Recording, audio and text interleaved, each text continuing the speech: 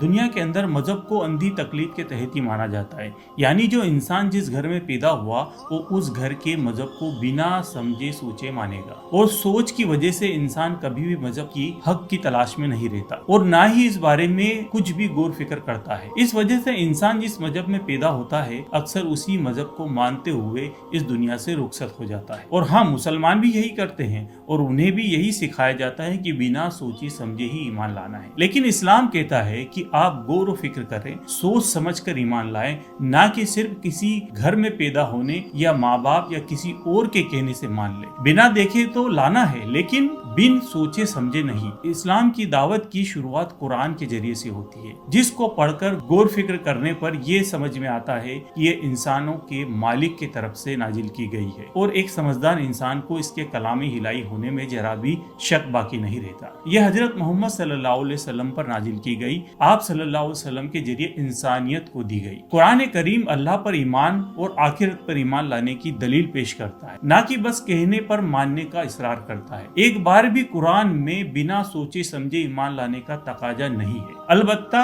اس طرح کے ماننے والوں یا ماں باپ کے دین پر بنا سوچے سمجھے ماننے والوں کو قرآن گونگا اور بہرا کہتا ہے۔ دوسری جگہ یہ بھی کہا کہ اس کی آنکھوں پر پردہ پڑ گیا ہے۔ یہ بھی کہا کہ کیا یہ لوگ عقل سے کام نہیں لیتے؟ لہٰذا خود قرآن کو سوچ سمجھ کر پڑھیں، اس پر غور اور فکر کریں اور بدلیل بات کو تسلیم کریں اور ایمان لائیں۔ اپنی آنے والی نسلوں کو بھی قرآن سے اسی طرح جوڑ کر رکھیں۔ ہاں، قرآن نے یہ کہا کہ ہم نے سن لی اور مان لی، یہ غیبی چیزوں کے لیے ہے، جیسے جنت، دوزخ، جن، شیطان، اس طرح کی جتنی چیزیں ہیں وہ ایمان بل غیب میں ہیں۔